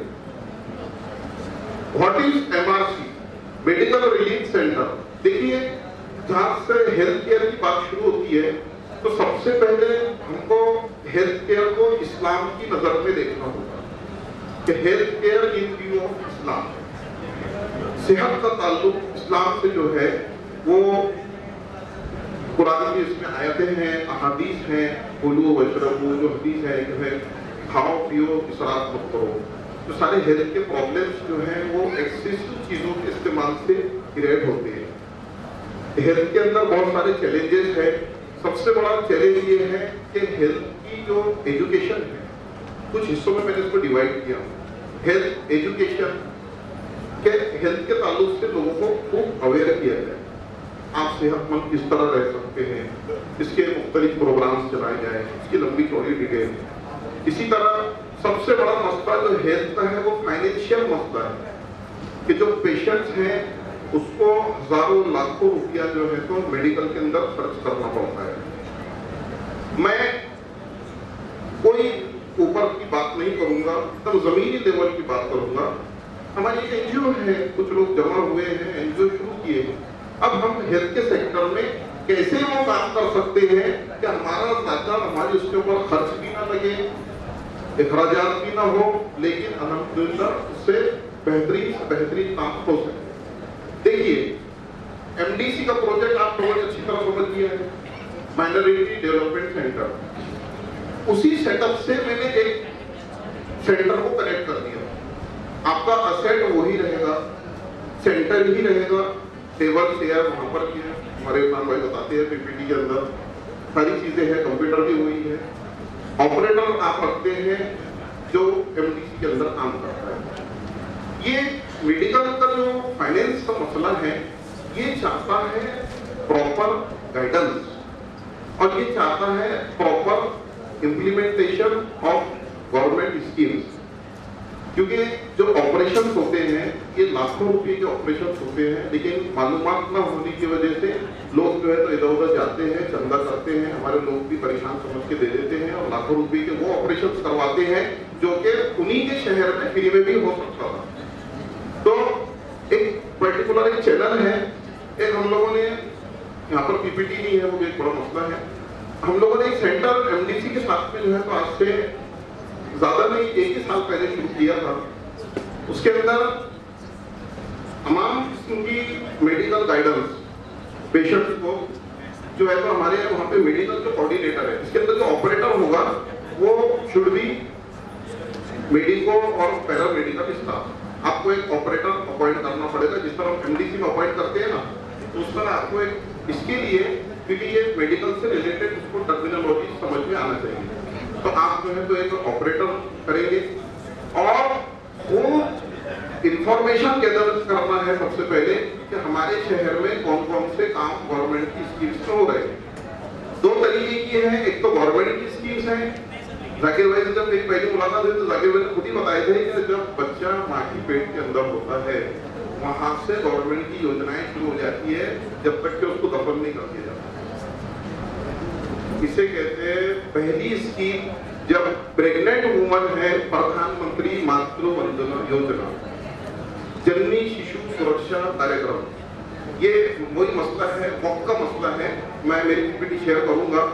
ये ऐसी स्कीम्स हैं कि आप एक स्लम एरिया के अंदर आपका सेंटर चला रहे हैं, अब इसके अंदर जो है तो ये प्रेग्नेंट वुमन को 6,000 रुपीज गवर्नमेंट की तरफ से आते हैं। किसी किस्म का कोई ऑनलाइन फॉर्म नहीं भरना है, आपको आशा होती है वहाँ की आशा वर्कर के पास में, और जो है अपने आप को रजिस्टर्ड करवाना है। आशा वर्कर के पास में आपने रजिस्टर्ड करवा दिया, वो आपका पासबुक लेगी, आधार कार्ड लेगी, आपका हस्बैंड का आधार कार्ड लेगी, और प्रेग्नेंट वुमेन को 6,000 रुपीज आते हैं 3 टप्पों के अंदर। कोई माइनॉरिटी जरूरत नहीं है। इसी तरह जननी शिशु सुरक्षा कार्यक्रम है, उसके अंदर भी पेमेंट आती है। जो बच्चे डिलीवर होता है तो 0 से लेकर 6 साल तक उसका कंप्लीट ट्रीटमेंट गवर्नमेंट में फ्री होता है। अब आप बोलेंगे कि हमको गवर्नमेंट का ट्रीटमेंट नहीं लेना है, तो ये बात सबसे पहले हम जहनों से निकाल दें। बड़े बड़े सिंधी मारवाड़ी लोग में मेडिकल ऑफिसर हॉस्पिटल में आते हैं और अपनी शुगर और बीपी की गोलियां लेकर जाते हैं उसी हॉस्पिटल से, जिस हॉस्पिटल को कोरोना बोलते हैं। मसला हमारा यह है कि जहन को हमारे ऐसे पैरालाइज कर दिया गया कि हमको कोई भी गवर्नमेंट चीज अच्छी नहीं लगती। कोई भी गवर्नमेंट का काम अच्छा नहीं है। क्यों नहीं अच्छा है? हमारे लिए है भाई। दूसरे लोग लखोपति लोग भी उसका फायदा उठा रहे हैं। मैं आपका सवाल क्वेश्चन इसके बाद में सुनूंगा। तो आपको जो है तो रजिस्टर्ड करवाना है। इसी तरह एनसीडी एक स्कीम है, शुगर और बीपी का जो सबसे ज्यादा मसला है, उसके अंदर शुगर और बीपी की एनसीडी स्कीम के अंदर आपको आशा के पास में अपना रजिस्ट्रेशन करवा देना है। आपको मंथली चाहे अच्छा आज बात ये है कि अगर आपने कोई प्राइवेट डॉक्टर को बताया है वो भी आपको प्रिस्क्राइब करेगा, बट आपको गवर्नमेंट से उसकी मेडिसिन मिलेगी। वो नाम से नहीं मिलेगी, सपोर्टिव नाम से मिलेगी, बट कंटेंट उसका जो है सेम रहेगा। तो ये गवर्नमेंट स्कीम्स। इसके बाद में ये बहुत सारी डिटेल्स है इसकी, वो मैं इंशाल्लाह अभी वक्त नहीं है, बाद में बताऊंगा। तो ये सबको इम्प्लीमेंट करने का एक तो जरिया है मेडिकल रिलीफ सेंटर के। दूसरी चीज कि जो प्राइवेट का मसला है, तो प्राइवेट के अंदर पैथोलॉजिकल टेस्ट, रेडियोलॉजिकल टेस्ट, उसके बाद में मुख्तलिफ ऑपरेशन, हॉस्पिटल के बेड चार्जेस, इसके अंदर जो अखराजात लगते हैं, हम लोगों ने अकोला के अंदर जो है एक डॉक्टर्स का पैनल बनाया है। अल्लाह ने हर डॉक्टर के अंदर कुछ ना कुछ समाज के तय करने का जज्बा रखा है, मुस्लिम डॉक्टर्स। और मैं ये भी कहता हूँ कि हम जिस कम्युनिटी से है, पहले हमने हमारी कम्युनिटी के डॉक्टर्स को ही प्रमोट करना चाहिए, ना कि उनसे शिकायतें करना चाहिए। आपका उनसे अप्रोच अच्छा होगा, आप उनसे जो है तो सही डील करेंगे, वो आपको जरूर कोऑपरेट करेंगे। तो एक उसमें रेडियोलॉजिस्ट भी है, पैथोलॉजिस्ट है, उसके अंदर सर्जन है, उसके अंदर पीडियाट्रिशियन है। ये सारे लोगों का एक पैनल बनाया है। और पेशेंट जब हमारे मेडिकल रिलीफ सेंटर पे आता है, उसको एक रेफरेंस लेटर दिया जाता है। वो लेटर से वो जो हमारे से जितने हॉस्पिटल्स टाइप है, वो पर्टिकुलर हॉस्पिटल में वो पेशेंट जो है तो जाता है, और उसके काम बहुत कम खर्च में हमारे जो पैनल हमने बनाया है, और ये पैनल कई बार भी बन सकता है। जो लोग इसको शुरू करना चाहेंगे वो मुझसे मेरे नंबर पर रब्ता करके मैं उसको इंशाल्लाह डिटेल्स आपको बताऊंगा। ये पैनल हमने बनाया है। तो पैनल बनाने के बाद में अल्हम्दुलिल्लाह खासतौर से यानी मुस्लिम लोगों ने तो कोऑपरेट किया, नॉन मुस्लिम भी पैथोलॉजिस्ट, एमडी पैथोलॉजिस्ट, ये हमारे उबैद शेख साहब, मोहसिन अली साहब यहाँ आए हुए हैं अकोला से, हमारे कोऑर्डिनेटर्स हैं। तो उन्होंने भी हमको ये आपकी सोशल एनजीओ है, जब भी आप सोशल प्लेटफॉर्म से जाते हैं और नीडेड लोगों का काम लेके जाते हैं, कोई भी आपको नहीं बोलता है, 5,000 के भी टेस्ट होते हैं, ब्लड टेस्ट, तो वो हमसे 2,500 रुपये ही लेते हैं। तो ये इस तरीके से जो है तो काम को शुरू किया गया कि यहाँ से हेल्थ की एजुकेशन भी मिलेगी, यहाँ से हेल्थ के फाइनेंशियल प्रॉब्लम भी सॉल्व होंगे। इसको जो है तो सोशल मीडिया पर खूब वायरल कर दिया जाए। देखिए ये जो है ना मरीजों की दुआ लेने का काम है, ये काम में बहुत मजा आता है। ये जैसा बोलते हैं CSR फंड है, तो ये दुआओं का CSR है। ये सबसे ज्यादा परेशान कौन होता? सबसे ज्यादा जो परेशान होता है इस वक्त वो पेशेंट। तो परेशान है, परेशानी बीमारी की बहुत खतरनाक है। अल्लाह ताला सबकी इसकी हिफाजत फरमाए। बीमार मरीज जब होता है और वो फाइनेंशियल प्रॉब्लम में होता है, तो उसका कोई भी पुरसानी हाल पूछने वाला नहीं होता है। तो हमने हमारे सेंटर खड़ा कर दिया अकोला के अंदर। जितने परेशान है, जितने जो है राइट वाले नीडेड पेशेंट के आएगा, अच्छे लोग आएंगे, उनको आना से भी नहीं लगता, तो हमारे मेडिकल रिलीफ सेंटर से कॉन्टेक्ट कर दें। वहाँ पूरी चीजों को जो है तो एक जगह जमा कर दिया गया। आपको पैथोलॉजी टेस्ट, ऑपरेशन कहाँ करवाना है। तो मुझे इस बात की खुशी है कि सिर्फ 6 महीने के अंदर जो है इसको मैंने एक चूँकि MDC शुरू किए थे हमने, तो एक पैटर्न भी समझ में आया इरफान भाई की PPT देखने के बाद कि इसका रिकॉर्ड पहला तो कोई इससे पहले का तो कोई रिकॉर्ड नहीं है, लेकिन ये 6 महीने का जो है तो हमने जो रिपोर्ट बनाया है इसके अंदर, तो इसके अंदर सिर्फ लोगों के हमने पिछले 6 महीने के अंदर रेडियोलॉजिकल और पैथोलॉजिकल जो टेस्ट होते हैं उसके अंदर 7,37,450 रुपया लोगों का सेव हुआ है। इसी तरह हॉस्पिटल चार्जेस में 5,45,000 रुपये, बहुत सारे ऑपरेशन में 11,46,000 रुपये, उसके बाद में जो है तो मेडिसिन के अंदर ये सारा जो अखराजात हमारा हुआ है, जो हमने खर्चा कुछ भी नहीं किया है, जेब से 1 रुपया नहीं किया है, सिर्फ ये लोगों का सेव हुआ है हमारे उनको सही गाइडेंस और सही जगह भेजने से और हमारे मेडिकल रिसर्च सेंटर से डॉक्टर्स की टीम को जोड़ने से। तो ये जो सेव हुआ है ये सिर्फ 6 महीने के अंदर 73,71,090 रुपये सेव हुआ है, अल्हम्दुलिल्लाह। इसके बाद में जो है तो जो गवर्नमेंट का मामला है, गवर्नमेंट के मामले के अंदर मुख्तलिफ योजनाएं हैं, इसके अंदर अलग अलग योजनाएं हैं और उसमें टेक्निकल प्रॉब्लम्स आती है। एक प्रेशर ग्रुप भी आपको बनाना पड़ेगा। राजीव गांधी में कुछ पेशेंट को डिनाई कर दिया जा रहा है, क्यों डिनाई किया जा रहा है कि एनजीओ जाएगी, हमारे कोऑर्डिनेटर बात करेंगे, उसका काम करवा के देखना है, अगर कोई चीज़ की कमी है तो उसको पूरी करके देंगे। तो चूँकि लॉकडाउन का ऑपरेशन कम हुए, लेकिन अल्हम्दुलिल्लाह जो ये किया गया, ऑपरेशन भी करवाए गए, वो भी इसके अंदर सरकारी गवर्नमेंट के ऑपरेशन भी करवाए गए और ये पूरे सारी चीज़ों का जो मजमूई जो हमारा ये हुआ है वो तकरीबन 80 लाख रुपये का हमारा सेविंग हुआ है।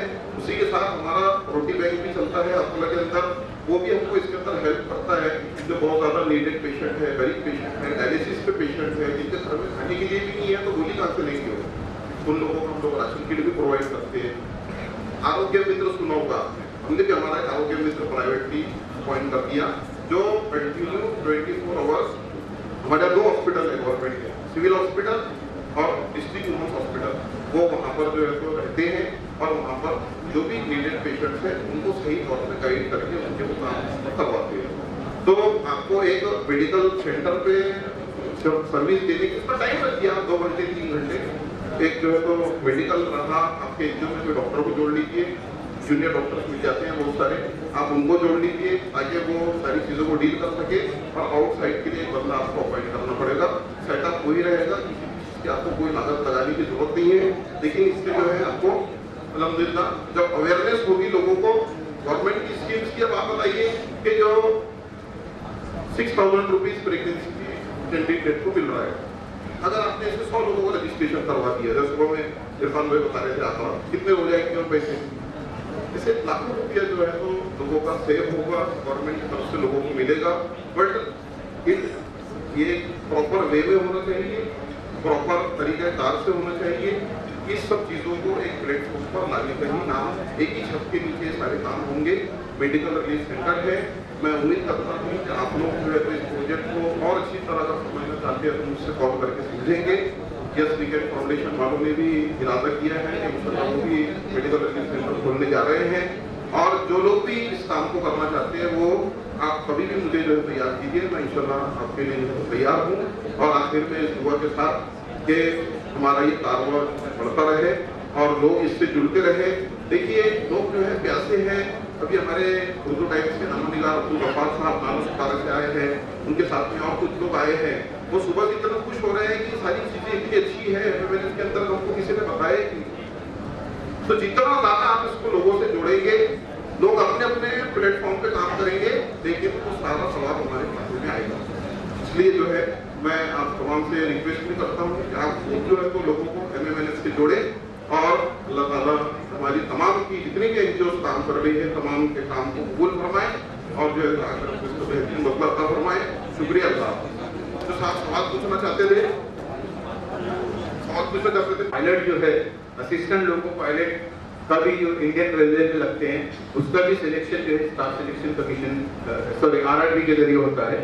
फिर इसके अलावा जो इंडियन आर्मी की एग्जाम्स होती हैं जो टेक्निकल और नॉन टेक्निकल कैंडिडेट्स के लिए होती हैं, इंडियन एयरफोर्स की होती है, इंडियन नेवी की होती है, यहाँ पर भी जो है तो कांस्टेबल लेवल जो है तो जॉब अवेलेबल होती है।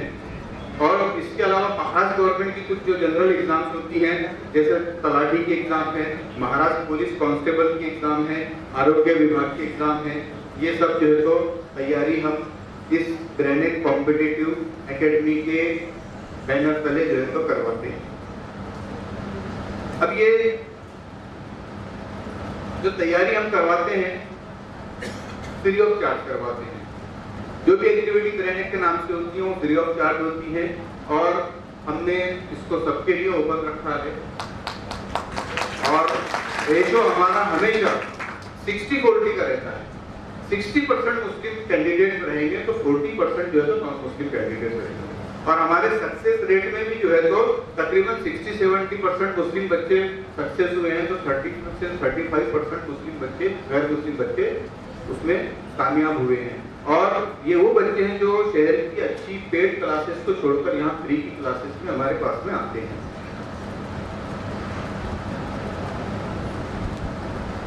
पाँच साल में जो हमने हासिल किया है, पहले 1 साल 2 साल जो कि कैंडिडेट वैसे नहीं आते थे, माहौल बनाना पड़ा, अवेयरनेस करना पड़ा।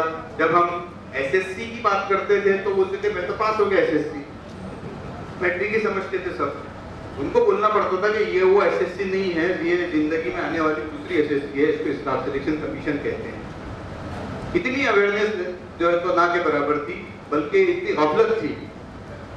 तो एमटीएस में हमारे बहुत सारे कैंडिडेट्स जो है तो अपियर हुए, लेकिन जब शुरू में उतना ज़्यादा तजुर्बा हमें भी नहीं था। बाद में एक बच्चा हमारा इनकम टैक्स डिपार्टमेंट में एमटीएस के जरिए सिलेक्ट हुआ है। आरपीएफ में जो है तो हमारे बहुत सारे बच्चों ने पहली एग्जाम जो होती है, जो कंप्यूटर बेस्ड टेस्ट होती है, उसको तो क्वालिफाई कर लिया, लेकिन फिजिकल एग्जाम में फेल होने की वजह से सिलेक्शन नहीं हो सका। बच्चे तो पास हो गए, अभी अब उल्टा हो गया। पहले ऐसा होता था कि भाई बच्चे फिजिकल को क्वालिफाई कर लेते लेकिन एग्जाम को क्वालिफाई नहीं कर पाते, और हमने जिम्मेदारी सिर्फ उनकी जो है तो एकेडमिक पार्ट की ली थी, फिजिकल की नहीं ली थी। तो बच्चे हमने फिजिकल इसमें तो पास करवा दिए उनको, लेकिन वो फिजिकल को क्वालिफाई ना कर पाए, इसलिए उनका सिलेक्शन नहीं हुआ। लेकिन हमारी क्लास से वो कामयाब हो गए। जीडी एग्जाम में जो है तो 30 बच्चे अब तक के हमारे अपेयर हुए हैं 5 सालों में, जिसमें से 25 बच्चे कामयाब हुए हैं। और इन 25 बच्चों में से 21 बच्चे फेल हुए हैं फिजिकल टेस्ट में। अब इतने फेल हो रहे हैं तो हम सोच रहे हैं कि फिजिकल पर भी कुछ किया जाए। तो इतने बच्चे फिजिकल में फेल होने की वजह से उनको जॉब नहीं मिल सका, लेकिन जो 4 बच्चों को जॉब मिला है उसमें से 2 बच्चे जो है तो सेंट्रल इंडस्ट्रियल सिक्योरिटी फोर्सेस में 2 बच्चे गए हैं, और एक बच्चा जो है तो सीआरपीएफ में गया है, और एक बच्चा जो है तो सशस्त्र सीमा बल के अंदर गया है। ये 4 बच्चे सेंट्रल गवर्नमेंट की 4 नौकरियों में गए हैं। और ये सब जो है तो गरीब या दरमियानी तबके के लोग हैं। कुछ हमारे पास में 10-12 पास ऐसे भी लोग आए कि जो जब हमारी अभी तो क्लासेस दिन में चल रही हैं, पहले हम हमारे कॉलेज में नाइट में चलाते थे, तो जो बच्चे डे में कहीं वर्क कर रहे हैं, मजदूरी कर रहे हैं, ऑटो चला रहे हैं, सामने हमारे पास में आके पढ़ रहे हैं, उसमें से कुछ बच्चे कामयाब हुए हैं। इंडियन आर्मी की जो रैली भर्ती होती है उसके अंदर भी जो है तो 3 कैंडिडेट सिलेक्ट हुए हैं। जो इंडियन आर्मी कांस्टेबल की पोस्ट थी उसमें 3 कैंडिडेट हमारे सिलेक्ट हुए हैं। एक कैंडिडेट हमारा जो है तो मुंबई मेट्रो जो है तो सिलेक्ट हुआ है, आपकी मुंबई मेट्रो में। एक कैंडिडेट जो है तो लोको पायलट में सिलेक्ट हुआ है। एक कैंडिडेट जो है तो इंडियन रेलवे में जो है तो टेक्निकल पोस्ट में जो है तो सिलेक्ट हुआ है। अभी फिलहाल आरआरबी एनटीपीएस के जो है तो एग्जाम के लिए 125 करोड़ लोगों ने, बच्चों ने एग्जाम के लिए फॉर्म भरा है, जिसमें से 7 लाख कैंडिडेट्स को चुना जाना है।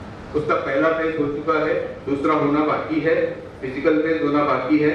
हमारे फैकल्टी का ऐसा बोलना है कि इसमें से इंशाल्लाह 10 बच्चे इस बार कामयाब होंगे। इसी तरह जो आरआरबी में के दूसरे एग्जाम है, एनटीपीएस के अलावा जो दूसरे एग्जाम है, उसमें भी हमारे 20 बच्चे कामयाब होने की उम्मीद है। यहाँ हम मैथ्स पढ़ाते हैं, इंग्लिश पढ़ाते हैं, एनसीईआरटी का पढ़ाते हैं और जीके रीजनिंग पढ़ाते हैं, लेकिन सबका एग्जाम के हिसाब से लेवल और कंटेंट अलग अलग होता है।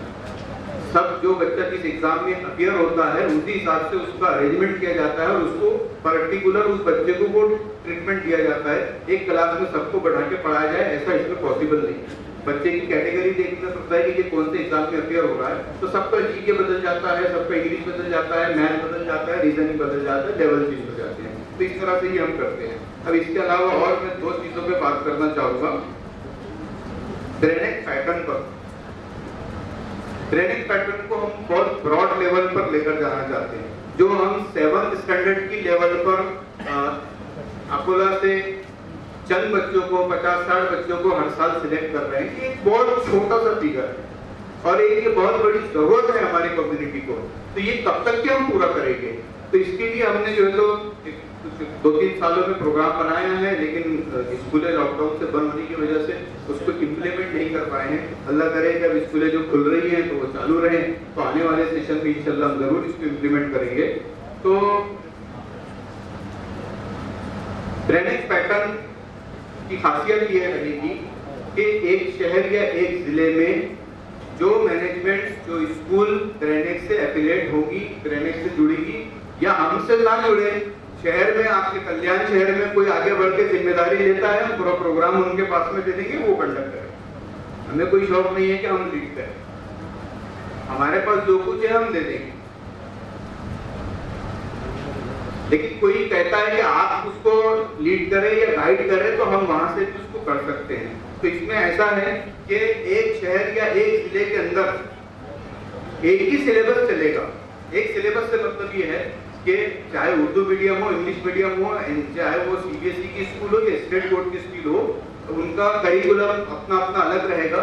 लेकिन जो चैप्टर्स होते हैं, मान लीजिए मैथमेटिक्स है, इंग्लिश है, सोशल साइंस है, साइंस है, तो जो हम डिसाइड करेंगे कि ये जुलाई के मंथ में ये चैप्टर आपका होगा, इसको इतने दिन लगते हैं, इतने दिन में पढ़ाना है, अगस्त के अंदर ये करना है, तो वो डिजाइन करके हम देंगे, सिलेबस डिजाइन करके हम देंगे।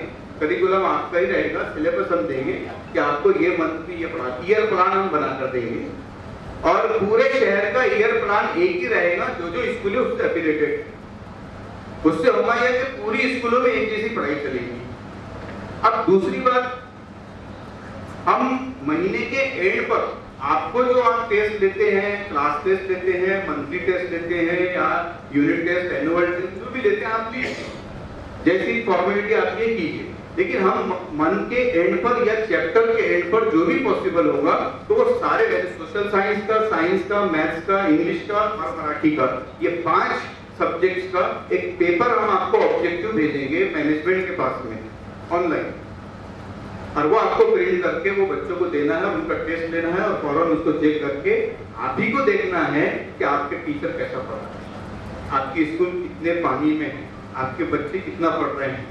एक ये फायदा तो होगा ही, क्योंकि मैनेजमेंट, मैं भी एक मैनेजमेंट हूँ और यहाँ बहुत सारे मैनेजमेंट बैठे हुए हैं। मैनेजमेंट का ध्यान एकेडमिक चीजों को छोड़कर बाकी सब चीजों पर रहता है।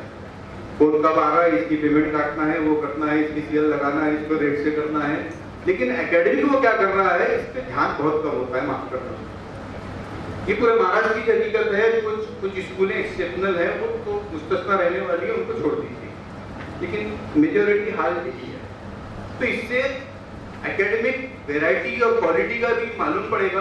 दूसरा ये कि हम जो ऑब्जेक्टिव वाइज क्वेश्चन देंगे तो उसकी वजह से ये होगा कि बच्चे की धीरे धीरे कॉम्पिटिटिव की तैयारी शुरू हो जाएगी। ये हम 7 स्टैंडर्ड से लॉन्च करेंगे, इस साल 7, अगले साल 8, 9। आपका बच्चे की 10वीं की पढ़ाई भी ऐसी हो जाएगी कि उसको बोर्ड एग्जाम में माल प्रैक्टिस करने की जरूरत नहीं पड़ेगी। सारे डिविजनल बोर्ड में माल प्रैक्टिस होती है, मैं कह रहा हूँ कि बम्बई में भी होती है और पूना में भी होती है, कहीं कम होती है, कहीं ज्यादा होती है। अगर कोई पेपरों पे जाकर काम नहीं करता है, अगर कोई चीटिंग नहीं करवाता है, तो कम से कम इतनी चीटिंग तो करता है कि जो इंटरनल असेसमेंट करता है वो ईमानदारी से नहीं करता है। अभी हमारे वो अशफाक साहब बोल रहे थे कि भाई वो 8वीं तक के जो पास हो रहे हैं, तो वो वाकई में वो ऐसे क्राइटेरिया है कि ईमानदारी से असेसमेंट करेंगे अगर हम बच्चे का, तो बच्चा नाकाबिल हो ही नहीं सकता। लेकिन हम क्या बोलते हैं, 10वीं के एग्जाम में और 12वीं के एग्जाम में अपने बच्चे पूरे मार्क्स, अरे 30 में से 30 को दे सकता है कि प्रैक्टिकल में? उधर थ्योरी में 70 में से 5 मार्क्स ले रहा है और प्रैक्टिकल में 30 में से 30 ले रहा है, कैपेसिटी एबिलिटी कहां से हो?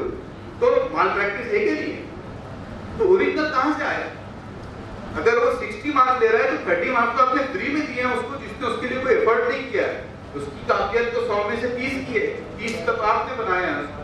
तो ये माल प्रैक्टिस हर जगह होती है, हर कोई करता है, इससे कोई इनकार नहीं कर सकता है। खाली स्कूल अगर हो जो मेरे जहन में ना हो तो हो सकता है। मैं उनसे माफी चाहता हूँ अगर वो उनको ऐसा लगे कि हमें भी कहा, बाकी तो नहीं। मेरा 20 साल एक्सपीरियंस है और मैं अपने कॉलेज के ज़माने से, जब मैं बीएससी सेकंड ईयर में था, तब से मैंने फ्री कोचिंग चालू कर दिया था 11-12 की। तो अल्हम्दुलिल्लाह बहुत ज़्यादा एक टीचिंग एक्सपीरियंस भी है, 2011 से स्कूल चलाने का भी एक्सपीरियंस है। और जाकिर भाई ने और ज़्यादा जो है तो एक्सपीरियंस मैन और बुजुर्ग भी बना दिए हैं।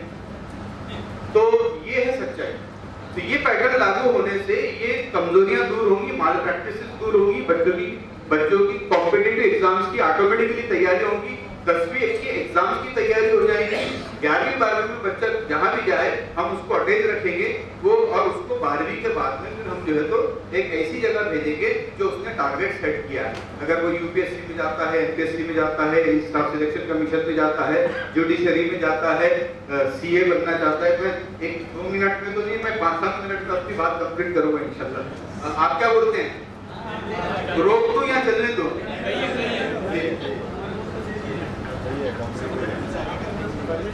मैं बहुत बीमार होने के बावजूद आया, ये जाकिर भाई को मालूम है, तो इतना तो मेरा बनता है कि मैं अपनी बात पूरी करके, ये जाकिर भाई को पता है, तो मुझसे अभी प्रॉपरली खड़ा भी नहीं रह जा रहा है बहुत। तो ये सब हमारा प्रिपरेशन हो जाएगा इंशाल्लाह। इसी के साथ साथ हम आपके स्कूल के टीचर्स को पर्टिकुलर ट्रेनिंग देंगे, कम से कम साल में 2 से 3 ट्रेनिंग होना चाहिए, सरकारी नहीं। जाकिर भाई से मैं कहूंगा कि एक आप टास्क फोर्स बनाइए और उसमें जो है तो एक्सपर्ट्स को जमा कीजिए, और हर सिटी के अंदर जो है तो साल में 2 मरतबा कम से कम ट्रेनिंग रखिए, जो इसमें टीचर ईमानदारी से अटेंड करे, जिसको सरकारी ट्रेनिंग नहीं जिसमें फॉर्मेलिटी के लिए आते हो। टीचर को अपग्रेड करना जरूरी है, आप उसके जब तक कि वो अपग्रेड नहीं होगा तब तक कि आपकी स्कूल अपग्रेड नहीं हो सकती, आपके बच्चे अपग्रेड नहीं हो सकते। अगर टीचर सिर्फ सैलरी की फिक्र करता है तो वो स्कूल तो बहुत कमजोर हो रही है। तो ये सिस्टम लागू करने से ये सारी चीजों पर मैनेजमेंट काबू पा सकता है। इसमें हम state board, CBSE board, English medium, Urdu medium सभी कवर करेंगे इंशाल्लाह। इसका बहुत सारा मटेरियल, बहुत सारे चैप्टर्स का हमने ऑब्जेक्टिव कंटेंट तैयार भी कर दिया है। आइंदा साल अल्लाह करे कि रेगुलर स्कूलें रहती हैं तो इस प्रोजेक्ट को हम लॉन्च करेंगे इंशाल्लाह। मंथली टेस्ट चैप्टर वाइज हो सकते हैं, ऑब्जेक्टिव वाइज हो सकते हैं, और इसके साथ साथ जो बच्चे स्टेट बोर्ड में पढ़ रहे हैं तो उनको हम स्टेट बोर्ड के साथ साथ स्पेशल टीचर्स को ट्रेन करेंगे कि किस तरह एनसीईआरटी के लेवल में तो नहीं आ सकते हैं, लेकिन स्टेट बोर्ड से वो ऊपर आ जाए और एनसीईआरटी से थोड़ा नीचे आ जाए, दरमियानी लेवल में उनको लाया जा सकता है। दूसरा एक ट्रेनिंग पैटर्न जो फिलहाल अभी हमने चंद दिन पहले ही लॉन्च किया है कि वह 11वीं 12वीं के बाद में बच्चा चला जा रहा है, अपने टच में नहीं है, उसको कैसे पकड़ के रखना। 10वीं तक तो हम जो 7 to 10 का पैटर्न है उसमें हम बच्चे को अपने पास रख रहे हैं, लेकिन 11th-12th में उसको कैसा, क्योंकि ये तो साल इंपॉर्टेंट है, अगर यहाँ वो बैठ गया तो फिर ग्रेजुएशन के अंदर वो कहीं और चला जाएगा। तो अभी हमने जस्ट 10-15 दिन पहले इसको प्रोग्राम को सेट किया है कि इसमें सर एंट्रेंस का इसमें जो है तो एंट्रेंस को भी शामिल किया है हमने। ये जो मैं बोलने जा रहा हूँ कि कॉलेज लेवल पर अभी हमने ब्रेनिंग के टाइप से हमारे अपने कॉलेज में 2 चीजें शुरू कर रहे हैं कि जो साइंस के बच्चे हैं और नीट या जेईई करना चाहते हैं, इंजीनियरिंग या मेडिकल साइंस में जाना चाहते हैं, उनके लिए फ्री कोचिंग क्लास हम शुरू करने जा रहे हैं, और पूरे क्वालिटी के साथ, जैसी 1 लाख 2 लाख रुपए फीस देकर होती है वैसी करेंगे, नहीं तो नहीं करेंगे इंशाल्लाह। तो नीट जेईई की फ्री क्लास, और ऐसे जो बच्चे आना चाहते हैं और टोटल फ्री रहेगी, किसी भी कॉलेज का बच्चा हो। और जो बच्चे साइंस के बच्चे इन 2 फील्ड में इंटरेस्टेड नहीं है तो वो रिमेनिंग बच्चे, आर्ट्स फैकल्टी के बच्चे और कॉमर्स फैकल्टी, यहाँ देखिए मुंबई में तो आर्ट्स फैकल्टी और कॉमर्स फैकल्टी को प्रायोरिटी दी जाती है, लेकिन हमारे रीजन में जो है तो जो बिल्कुल निकम्मा है, नाकारा है, जो कुछ नहीं कर सकता, जो कुछ नहीं पढ़ सकता, या जिसको पढ़ाना नहीं है तो उसको आर्ट्स में डालो, ये फैक्ट है। और हम हमेशा आर्ट्स को प्रमोट करते हैं कि आपको आईएएस बनना है, आईपीएस बनना है तो आर्ट्स में जाए।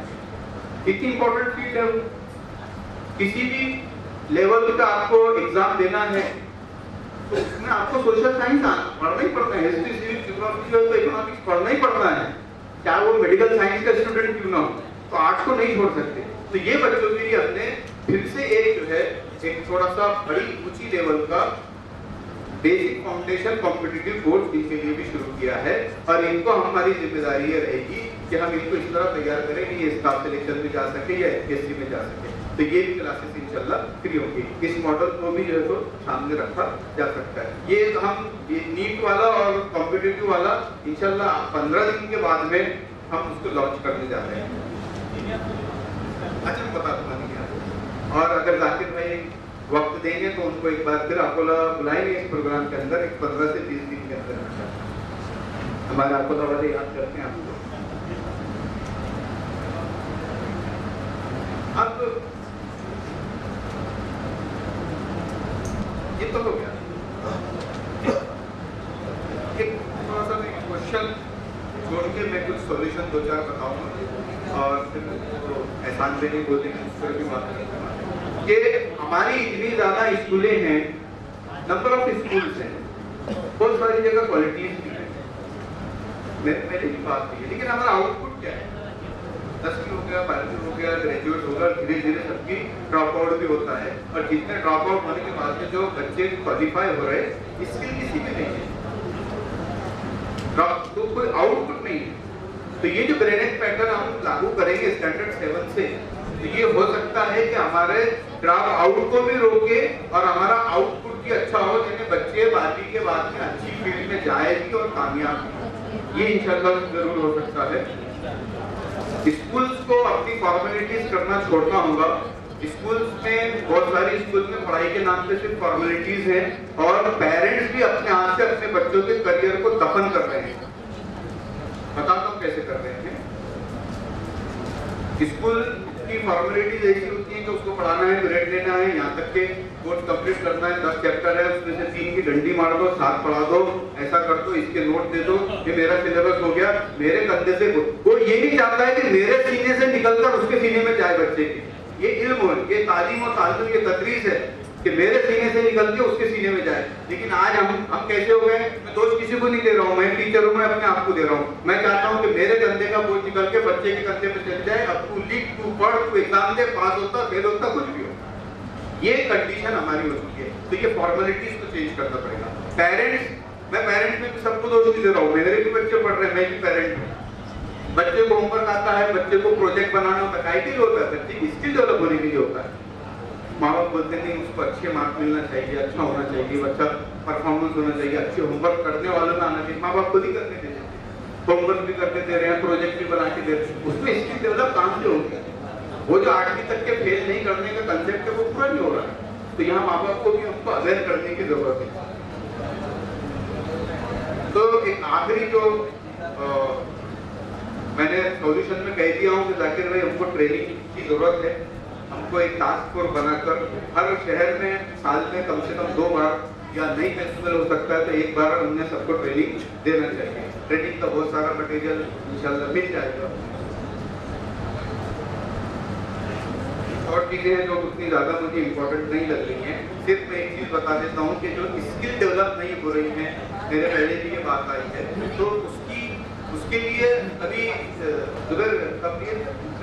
जुबैर मेरे स्टूडेंट है, डॉक्टर जुबैर मेरे सर दिखते हैं लेकिन मेरे स्टूडेंट नहीं। 29 तारीख को भी हमने एक प्रोग्राम लिया है ब्रेन एक्टिव प्रोही कि जिसमें एक हमने नागपुर के फैकल्टी हमको मिली है जो स्टैंडर्ड 1st to 10th तक के उनके पास में सिलेबस है, वो पेड सिलेबस देते हैं जो रोबोटिक्स से शुरू कर और टेक्निकल चीजों को स्टार्ट से शुरू कर 10th स्टैंडर्ड में आने तक के बच्चे को आर्टिफिशियल इंटेलिजेंस तक के लेकर आए। तो अभी हमारी स्कूल में तो हम जितनी हमारी मेरे तहत बातें चलती हैं उसमें वो हम सिलेबस को इंट्रोड्यूस करवा रहे हैं। आखिर में जो इरफान भाई ने कहा है दीनियात पर भी मैं कह दूं तो क्योंकि अली पब्लिक स्कूल जो ऑल पब्लिक लिखा है वो अली पब्लिक स्कूल है, मैं उसका प्रेसिडेंट है, सेक्रेटरी हूँ, इसके प्रेसिडेंट मुफ्ती अशरफ साहब है। तो मैंने पिछले 3 साल पहले दीनियात का एक सिलेबस बनाया क्योंकि मैंने दीनियात का सिलेबस बहुत स्टडी किया और मैं इस नतीजे पे पहुंचा कि दीनियात का सिलेबस हमारे जरूरतों को, हमारे तकाजों को और हमारी ख्वाहिशों को पूरा नहीं करता। कई मतलब हमने चेंज करके देखा कि इसको ऐसा करे वैसा करे, लेकिन नहीं जमा। आखिर हमने अपना नया सिलेबस बनाया है जिसमें हमने दीनियात को भी लिया है। हम सिर्फ सोचते हैं कि जब सूरे पढ़ा दो मुसलमान हो गया, उससे कुछ भी नहीं होना। पूरा हाफिज बना दो आप, वो पक्का मुसलमान नहीं होने वाला। उसको कुरान को समझाना पड़ेगा। तो हमने उसको दीनियात भी लिया है, इस्लामियात भी लिया है, अखलाकियात भी लिया है और इस्लामिक हिस्ट्री को भी लिया है, सहाबा की हिस्ट्री को और मुख्तलिफ जंगों को भी हमने, उसके मौरखों को भी उसमें ऐड किया है। और from the 5th to 9th हमने ये कोशिश की है कि बच्चा कुरान का तर्जुमा करना सीख जाए, उसको सिलेबस में। और ये भी चीज इंशाल्लाह बहुत जल्द मार्केट में आ जाएगी। ये नर्सरी टू 8 तक के, 7 तक के अभी हमारे पास में रेडी है। 9th और 10th का कंपोज करना बाकी है, बाकी सब हमारा मटेरियल तैयार हो चुका है। जो आप देखेंगे तो आपकी तमाम जरूरतें उसमें पूरी होंगी। अब आखिरी एक चीज जो मुझे बहुत खटक रही थी, मेरा टॉपिक खत्म हो चुका है यहाँ पर सर, मेरा टाइम यहीं से काउंट करना खत्म हो गया। आखिरी जो चीज मुझे बहुत खटक रही थी कि महाराष्ट्र माइनॉरिटी एनजीओ फोरम, ये माइनॉरिटी के नाम पर ही हम सब जमा हो रहे हैं। तो what is minority and what is the definition of minority, we should clear about it. Minority उसको नहीं कहते हैं कि जिसके पास में कुछ नहीं है।